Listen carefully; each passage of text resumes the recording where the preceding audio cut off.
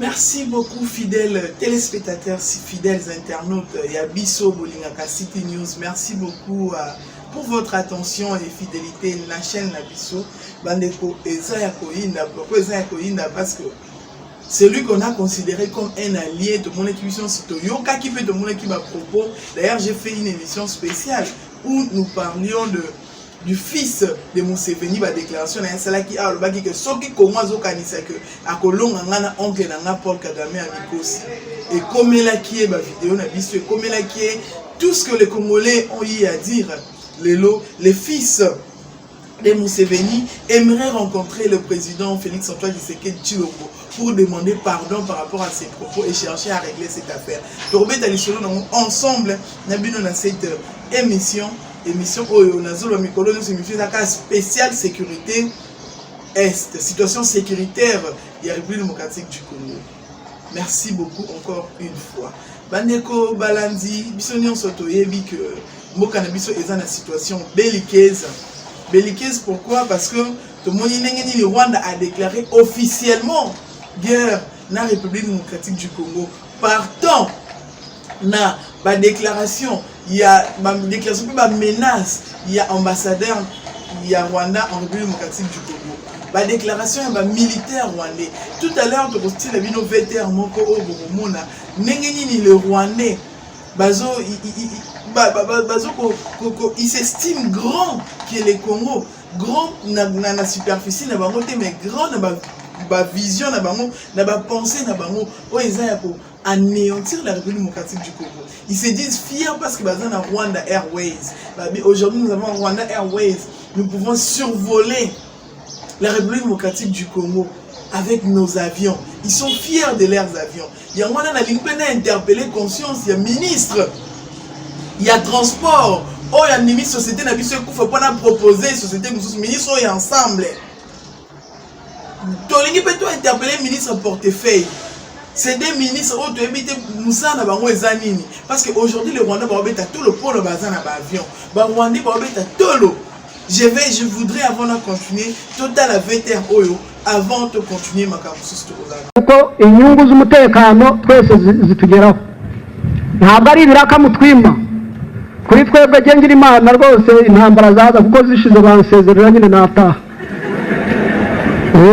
Ariko twaranavuze ngo ibyo biraka tuzajya tubirangiriza hirya iyo ngiyo hano u Rwanda ni ruto ntabwo twashyiramo ibisasu hirya iyo kuko bafite ibihugu binini ibibazo byacu tukabirangiza kandi abamotari nta kibazo bibateye. Ariko nimushaka ko tutangirira mu Kigali sinzi rebero jari hehe ubwo ni nko kurwanira muri saro yawe. Hari umwana dushobora kumugwira, hari umugore dushobora kumuhirimira, hari televiziyo. Mujye mudusengera nk'ingabo ibiraka byacu tubirangiriza iyo ngiyo.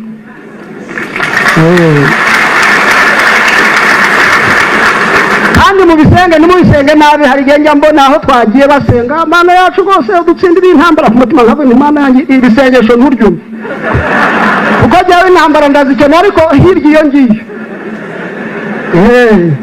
None se mudacumura w'imyaka 70 aracyarwana jewe wa 50 nataha. Oya nkeneye ko duhurira iyo ngiyo ibibazo byacu tukabirangiriza iyo ngiyo ariko atari hano hafi kandi kujyayo biroroshye. Dufite Rwanda ntabwo tukigenda n'amaguru. Ubundi twaruhaga tugenza amaguru cya gihugu kituruta ubunini n'inshuro 89 tukakigenda amezi 9 tukaba tugeze aho gihana umupaka n'ikindi amezi 9. Ariko ubu Rwanda hakamanuka twe tukarangiza ikiraka tukagaruka twibyinira insinzi. Izo rero nizo ngufu z'igihugu cyanyu, niyo mahirwe igihugu cyanyu gitanga kugira ngo ariko mugire umutekano rwose ntimukajye mujya gushyushywa n'ubusa bw'abo bantu intambara zasigaye ku ikoranabuhanga YouTube n'ibindi nk'ibyo. Après VTR Bandeko Nanga, je pense que Bissonion Toza obligé à activer encore une fois conscience Nabiso, patriotisme Nabiso. Tala comment est-ce que le militaire au hasard motivé Azolo lui préfère Azon Dimisa Maïete tant batuba priaka pour dire que cette guerre est koufa et guerre aussi là il y a le baga guerre aussi là de bosso est en côte à chômage. En côte à chômage pourquoi? Parce que or on va exploiter. n'est-ce pas qu'ils ont un lac Kivu? Baronkota chômage parce que ce sont Bamonde Baza, Bakota chômage teneni pour Bamonde Baza, main-d'œuvre, il y a Américains, main-d'œuvre, il y a Occidentaux, main-d'œuvre, il y a Mindelo Nyos Oyo, et Belé Tofuka Melaka, main-d'œuvre na Bango pour matérialiser le projet à balkanisation de la République démocratique du Congo. Pour matérialiser, parce que au même temps, les gens pensent que la balkanisation est à Bakata Mabele. Non, même cette guerre, moi je la considère comme une balkanisation, parce que quand on repousse les natifs, les autochtones, quand on les repousse pour minérer, n'est-ce pas qu'ils vont balkaniser sous une autre forme? Quand ils viennent exploiter de manière illégale, c'est aussi une forme de balkanisation. La balkanisation ne consiste pas seulement à pouvoir occuper une portion de terre. Quand ils sont ça l'annexion, tout peut comme ça on est tutiniser cette partie et comme république Tutsi. Non. La balkanisation ne consiste pas seulement à ça. Parmi les projets d'Abango, Balingi, nous les savons, je répète, je dis bien les Occidentaux, parce que c'était pour rappeler que le plan Cohen et le plan Sarkozy, ils ont un plan et consiste à Tilelo, na Congo, le Congo, ils pour être dirigé par nous, Congolais. Bisoka va connaître pour diriger Congolais, Congo. Pays dans le monde, ceux qui te lali, te kangi misu, te subir même sort na Soudan. Le Soudan était grand, bataille pétrole à Soudan, beaucoup faut te diviser bango. Ça tout va guerre entre bango. Les Soudans, les Bantous, Nabato, car le quoi bango baniloti. Oh, nous avons rappelé, je vous envoie pour que tu aies la chancelière de la news. Il y a quelques jours passés, on a fait une émission, tu as solo, il y a origine, il y a guerre à Est. On a répété à moi les lotés, mais nous avons rappelé que Paul Kagame est instrumentalisé. C'est un envoyé spécial. Alors, envoyé spécial, il y a les Américains, les Français, les Anglais, les Israélites, les Juifs. Projet Nabango, ils ont consisté, il y a récupérer la partie Est pour ne pas tout utiliser. Et plus tard, pour tout utiliser, même la République démocratique du Congo, plus tard, l'Afrique centrale. Nous les savons tous que baza espèce bantou va exterminer espèce bantou. Bazolinga plus tard va pérenniser nature na bango. Nature na bango il y a bestialité. Laquelle nature oh ya tout est banilotique. Nature na bango balingi cette nature émanant d'une dirais-je barbarie.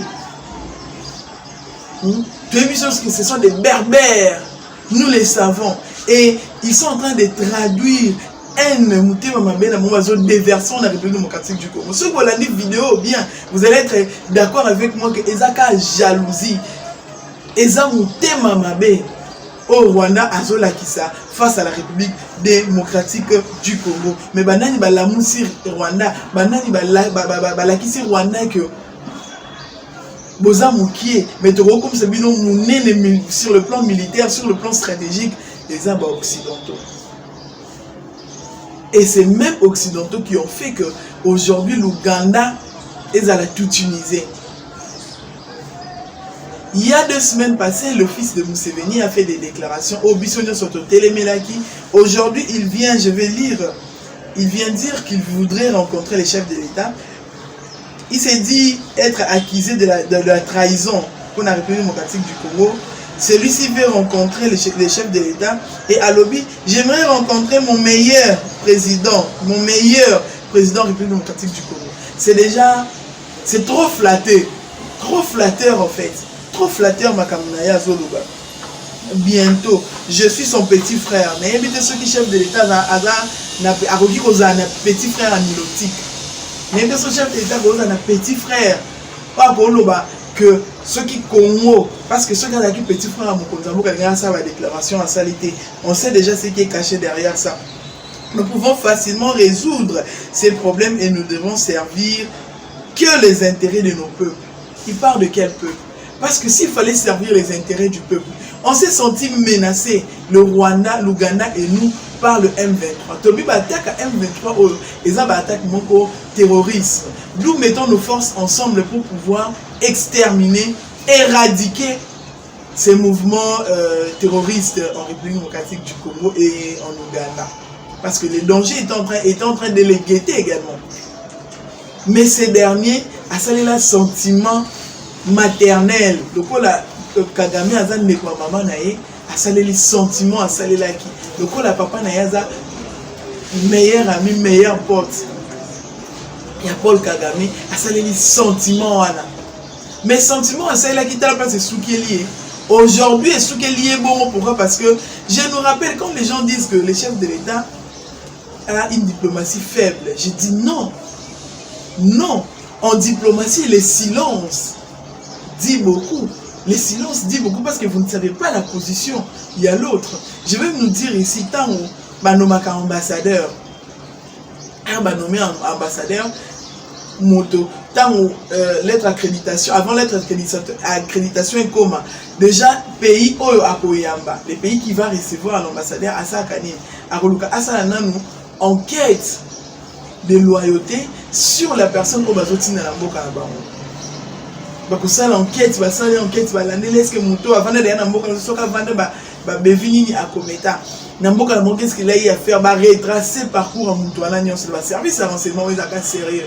Oh, pas la mission, nous déplorons et ça a raté. Pourquoi ça a raté? Parce que sinon, ambassadeur rwandais, oh, Azana République Bisso, Vincent, Alingaki, Azala, ambassadeur, pour tout ça là déjà, m'enquête, on allait savoir en amont au Azalaki. Mais comme le service est pour comme service, et les personnes qui sont dans ces services, ce sont les personnes au barreau pour rendre un bon service dans Bokate. Qu'est-ce qui se passe? Tant que a désiré, on va comprendre que celui qu'on nous envoie n'est pas une bonne personne. Alors, les pays d'accueil ne disent mot. Ces pays ne disent mot. Bon, on a silence sur le plan diplomatique et ils savent déjà que non. Voilà, ces silences. Seuls les diplomates avérés comprennent que le chef de l'État est en train de passer. Dans le moment où azo prémédité, dans le moment où azo sur la résolution, dans le moment où azo penser sur les résolutions autant que Kobima, na opposants congolais à Kozanga Mongolo, parce que déjà nous devons rappeler que les opposants congolais n'existent plus, tous arasou n'a pas opposants. Pourquoi? Parce que il y a que des mécontents, même pendant que la guerre est en train de chauffer à l'est de la République démocratique du Congo, il y a ceux qui se donnent les luxes, ceux qui se donnent encore ce luxe là de pouvoir chercher à demander les élections. Qui passe et en attendant qui Twitter il y a Martin Fayoulou, j'ai eu très mal. Comment est-ce que les opposants peuvent être inconscients jusqu'à ces points? Pourquoi on doit être inconscient jusqu'à ces points, l'opposant congolais qui cherche encore à demander une vérité des urnes, qui lie les élections à la situation belliqueuse, qui pense que si lui était président de la République, bateau nyonso oyo il va outa na afdel balinga ki ba lamuse loko ya guerre à STT. Et ce sont les personnes qui sont derrière cette guerre. Ce sont eux qui nous ont ramené ces gens. C'est pourquoi tout le monde a même silence radio de leur part. Tout le monde a même agitation, comment est-ce qu'ils se sont agités. Tant de Kodili qui nous a dit à l'Obina Renan, je cite encore. Je vais lire. L'histoire retiendra qu'après la soi-disant réconciliation katangnaise, le Rwanda attaqua la RDC sous étiquette du M23. Coïncidence, trahison ou résiliation, réflexion, à réfléchir à haute voix. Mais tout le monde qui plaint, c'est là qui déposé contre elle. Question, toujours se poser. Est-ce que plainte soit la déposé qu'il y a une insulte? Est-ce que Ndeko Didi Kinoni a insulté qui? Il n'a pas insulté, à réfléchir, à permettre Bissopé Congolais, Congomani, de réfléchir, tout le oui, mais les Katangais, ils étaient prenés quand il a s'agit ici de la réconciliation katangaise, besoin quitter pour réfléchir, mais aucune déclaration. Ils se sont réconciliés là-bas, pire hasard, coïncidence, on ne sait pas. Tant qu'à réconciliation, c'est coup de cela qui était maman, M23 m'a dit quoi attaquer. Pour ma campagne, le moment qui vous n'a pas évité. La clause nous fait bon, tout quand on en parenthèse, pourquoi les Katangais n'arrivent à faire des déclarations? Tout le monde va déconner sur la télé. Va déconner sur la télé, ça la déclaration. Va déconner sur la télé. Mais pourquoi tous ces gens n'arrivent pas à faire une déclaration? Et ils s'attaquent à celui où on doit réfléchir, comme s'il n'était plus permis. Vous n'êtes plus au pouvoir, vous n'êtes plus aux affaires. Pour la liberté pendant plus de 18 ans. Liberté d'expression, de presse, même d'opinion, même de réfléchir. Les Congolais ne pouvaient plus réfléchir. Et ces gens attendent les élections pour se manifester.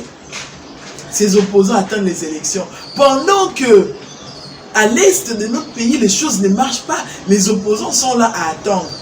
Au lieu de multiplier la sortie médiatique pour attaquer le fils de Museveni, pour lui dire que non, il n'est plus question de négocier. Tous ces lieux de monde à Aza et nous allons attaquer. Ils préfèrent ces gens-là parler élection maintenant. Mais tu vas voter bino dans une situation insécuritaire. Tu vas voter bino dans M23 zobeta. M23 que tu es Rwanda pour M23 derrière le bilamba na ito moni kati na c'est le Rwanda. Rwanda zobeta. Au lieu de un message ya paix, au lieu de un message ya soutien na mboka na biso, au lieu de un message de réconforter, n'est-ce pas? Le FRDC, il exagère. Il exagère vraiment. Même pendant la guerre, ils ont pensé élection. Même pendant la guerre, lui pense élection. Franchement. Est-ce que les élections sont vraiment une réponse par rapport à tout ce qui se passe à l'Est? Est-ce que l'élection de Minito est une réponse? C'est décevant venant d'un homme politique. Mutoyo, estime, considération. Au lieu de ces garçons que tu es un traître, toi. Traîtrise Nabinoto Mouniango, vous avez trahi le Congo. Vous avez trahi le FRDC. Vous nous avez déçus et trahis. Cherchons maintenant à trouver d'autres solutions. Cherchons maintenant, il y a au-delà de ça, FRDC, parce que nous rappelons ici, même ceux qui, comment jusque-là, tout ça, les déclarations, mon corps, directement ou officielles.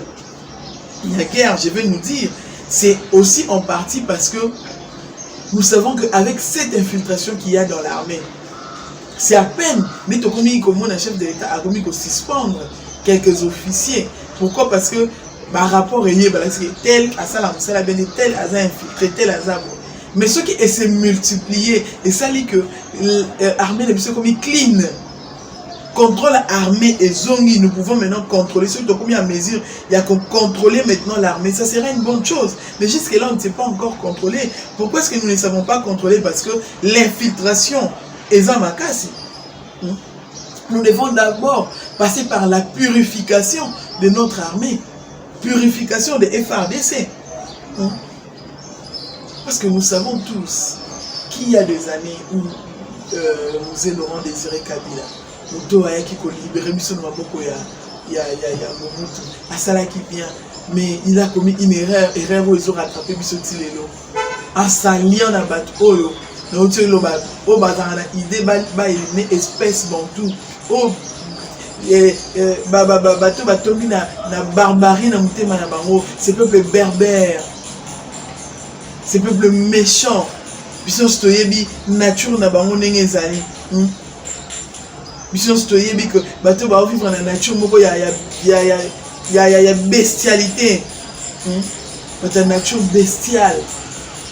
Je l'ai dit pourquoi? Parce que ceux qui nous demandent avant de permis na ya nilotique, tout va de permis na tout, on va comprendre qu'ils sont pour de vrai.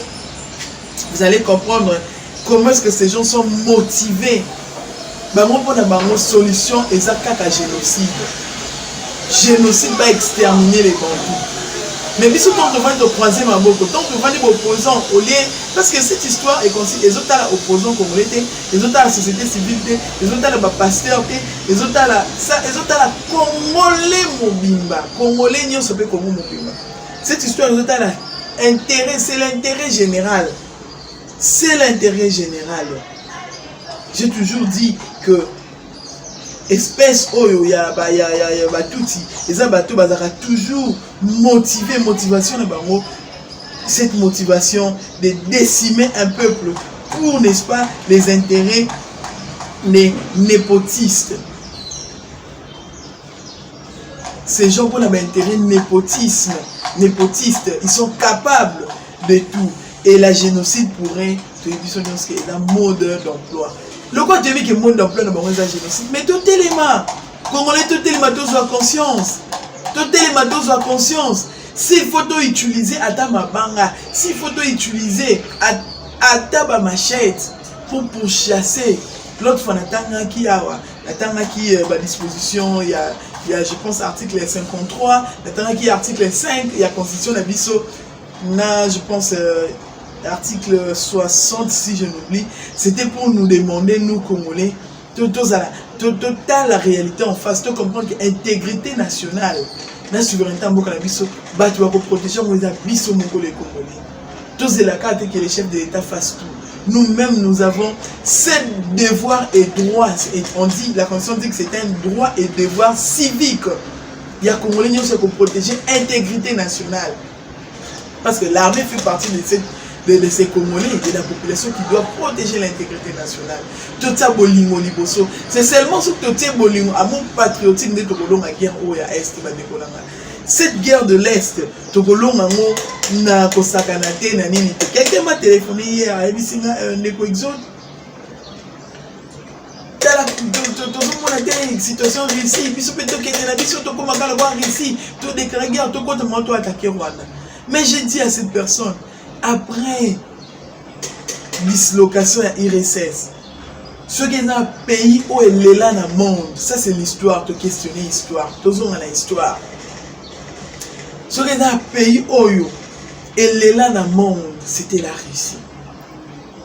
Tout le monde a la carte, 89, Tokiti, Tokoti, 90, Toki, Tokomi dans l'année 2000, tout ça 2000, si avant annexion à Crimée, Russie est là le pays moroté. Les Occidentaux qu'est-ce que les Occidentaux n'ont pas fait à la Russie? Jusqu'à chercher Bakabwana. Qu'est-ce que Batombo il y a contrat dans la subissité? Tu as vu sur la guerre à la Balkan, tu as vu l'histoire en annonce. Neni ni ba démorcer là, ba pays où est na IRSS. Neni Russie tikala yemoko. Pendant qu'il faisait ça, la Russie ne disait mot. Comme les Congolais ne disent mot jusque-là. La Russie n'avait rien dit. À ce qui t'a préparé. À se préparer, tout le monde ne pas en 2013. À partir de 2013, Russie a commencé à pas tout à fait Russie a annexé Crimée. Bah, sanction, aujourd'hui, la Russie est en train de faire ce qu'elle fait là. Parce qu'elle a eu le temps, dans le silence, de se préparer. Je rappelle aussi ce que la Chine a fait avant Mao Tse-tung, au Chine, pendant Mao, au silence, la position de la Chine. La Chine c'est une puissance, même les États-Unis ont peur de la Chine. Les Congos qui ne dit mot maintenant, ceux qui te tiennent bolingo, te soutenir Mokonza Mboka, te soutenir FRDC, te travailler malamu pour Mboka na biso. Torosala na Rwanda, 27e province de la République démocratique du Congo. Retenons la date d'aujourd'hui. Mais tout ceci est au Salama Kaka, ceux qui t'ont animé na bolingo, ceux qui t'ont animé na patriotisme, ceux qui t'ont animé, n'est-ce pas, l'amour, il y a patrie na biso, ne makapo et le bana au Salama.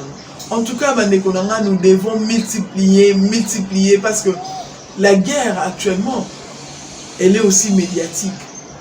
Avec l'arrivée de dans le 21e siècle, siècle, il y a speed, il y a vitesse considérable. Alors les réseaux sociaux, les médias, et ça là que même quand adverse babanga, tout ce qu'on a dit, Par contre, ça biso à tout moment. L'autre fois, on va ça biso Bunangana. Et FARDC baki voilà c'est sur vidéo makamba kalatan M23 bandaki makamunaye pero na kabila. Bala c'est sur vidéo ya kala. Parce que la guerre elle est aussi médiatique. Ces gens ont également le temps, il y a Twitter car ils tweetent. Ils sont présents dans les réseaux sociaux ces gens. Ils sont présents, omniprésents dans les réseaux sociaux. À tout moment ils sont là. Parce qu'ils sont financés par des puissances. Ils ont aussi de l'argent pour financer. N'est-ce pas que tout le monde dit ah infiltrant Kibiso, ils ont utilisé même leurs filles, leurs enfants, au Canada, partout, pour venir infiltrer la communication et la République démocratique du Congo. Ils sont comme ça ces gens. Alors, si vous croisez ma mort, tout attaquer, ceux qui osent musika, osent capable peut-être il y a pour attaquer sur place comme ça, osent capable à mesure il y a pour attaquer militairement pour une armée, osent à mesure il y a pour soutenir financièrement parce que tout ça là qui peut appel ou on a soutenir les FARDC même financièrement. On a vu comment est-ce que la Ukraine aujourd'hui, les Ukrainiens entre eux se mobilisent, comment ils se mobilisent, comment ils soutiennent leur force, la force na bango. Ils vont leur donner, ce n'est pas que Bazangi aide, mais patriotisme, même si ça n'a pas armé, n'a contribué na un franc na naï. Alors, on se trouve moins bandeko. Baza mobilisé pour la oh non, fondation telle, Baza mobilisé pour la bâtiment FARDC. Si nous avons quelque chose, nous demandons à ce que nous puissions vraiment participer, vraiment faire quelque chose pour nos forces de la République démocratique du Congo. Merci beaucoup aux Akebele, les Gauchers habitants pour la Nabiso Bandeko. Nous avons kaka congolais nyonso à activer conscience naïe et nous disons que tout le monde a la société pour Bunagana déjà. FARDC Azana contrôle Nango. FARDC a contrôlé déjà la situation. Les gens m'ont également écrit pour dire que pourquoi est-ce que les porte-parole, il y a FARDC, Azoleka à tout moment, pour n'avoir la déclaration et tout. Mais c'est comme ça. Tant maintenant, Azoleka n'a pas un Fox, Azoleka n'a pas intoxiqué sur le plan médiatique la population. L'armée doit être là pour nous rassurer. L'armée doit passer pour nous dire de vérité. Cette guerre, elle est aussi médiatique. Multiplions nos sorties médiatiques. Écrivons. Menaçons le Rwanda. Nous pouvons les gagner comme ça. Car quand on a un amour patriotique, surtout ça, on a un moto encore. Eh bien, les petits Rwanda, comme ils sont. Alors je dis, comme ça, province. Mon corps et mon cannabis. Parce que ce qui nous a unis, je rappelle, quand j'ai dit tout à l'heure que le Rwanda, derrière le Rwanda, il y avait les Occidentaux et comme ça. Bah, toi, là, bah, utiliser un peu les autochtones. Bah, utiliser biso, on a n'engeni, bah, monique, bah, tout, bah, unité, comme ils ne sont pas unis, nous allons profiter de leur faiblesse pour agir. Mais quand ils verront que nous sommes unis, bah, on a tweet, bah, congolais, bah, tweet, le corps m'a fait faire le salaté. Bah, la ressortissant, il y a Katanga, je parle de leader, bien sûr. Les leaders sont en opposition, les Katangais. On va attaquer, on déposer ma plainte. Mais avec ces attitudes, on compte facilement. Les attitudes, on facilement. Et ils vont continuer à financer les bateaux municipaux. Ils vont séparer. Mais quand ils verront que nous sommes unis, opposants, militants, militaires, bataille, la société civile, les églises, l'engagement encore, les Congo ou rien, vaincre le Rwanda, tout ça, tout ça, on aura passion de que Rwanda faut te vaincre. Et bien, on va comprendre que non, le peuple congolais, Bantu, autres sous-estimés, ça va Bantu pour sous-estimer. Oh, nous, c'est pour ça, la macaca, ceux qui de se mettre ensemble. Le Rwanda est un seul pays, un petit pays comme ça africain qui arrive à agresser les Congo. Non, il faut que tu aies besoin de bango. Mais tu dois atteindre bango. Ceux qui sont déjà dans la carte, C'est pourquoi nous disons merci au président de la République Félix Antoine Tshisekedi Tshilombo. Au hasard motivé, au parfois silence des tindabiso de comprendre les bélés. Au hasard qui va lobbying dans le président de l'Union africaine pour que les Congo soient représentés dans l'instance internationale et aussi que l'Afrique soit représentée. Nous pensons que cette voix est Kokende, de porter voix à la République démocratique du Congo, de défendre la République démocratique du Congo, malam. Nous disons aux pays limitrophes, aux pays voisins, qui laissent que le Rwanda arrive à agresser la République démocratique du Congo et que le Rwanda soit le seul pays qui entretient encore dans le 21e siècle les groupes armés pour déstabiliser son pays voisin. Et les frères qui sont là, ils sont distraits. Vous êtes distraits quand ça brûle chez nous. Soyez-en sûrs que ça brûlera aussi chez vous. Vous croisez ma boko. Mais moto wana traverser. Tant que traverser, le Congo est déjà c'est aussi ma solution. Le Congo est épargné parce que nous rappelons que les plans Tutsi, c'est d'étoutiniser les plans des Occidentaux, c'est d'étoutiniser l'Afrique centrale pour dire que les Tutsis sont des personnes flexibles. On a rappelé que les Tutsis, ils ont compris que Tutsis peuvent utiliser facilement. Tutsis, Azamuto, assez d'akanaye facilement. Aussi, vous pouvez mbongo, vous pouvez vous avantage et ben à s'agenouiller et puis à trahir sa raté. Vous êtes là, les Angolais, vous êtes là, les Congolais, il y a Brazzaville, vous êtes là, vous les dites mots. Vous pensez que vous comploter contre les Congos. Honte à vous, nos frères Bantous. Honte à vous, nos frères Bantous. Honte à vous, nos frères Bantous. Prenez conscience. Afrique Tolamuka, que vivent les Bantous, que vive la République démocratique du Congo, que vivent les FRDC, que vive Félix Antoine Tshisekedi Tshilombo. Merci beaucoup pour l'attention et fidélité. Les numéros de téléphone, c'est les plus 243 89 97 67 078. Je répète, plus 243 89 97 67 078. Merci beaucoup. Au collectif des communicateurs et défenseurs des institutions Bazo Sala. Merci beaucoup na Moussala Malam. Il y a Motonion, so azo conscience, azo Sala et soutenir. Attends ma prière na financièrement, matériellement, moralement nos forces qui sont au front. Tokutani Mikoli Mizali Koya. Merci beaucoup.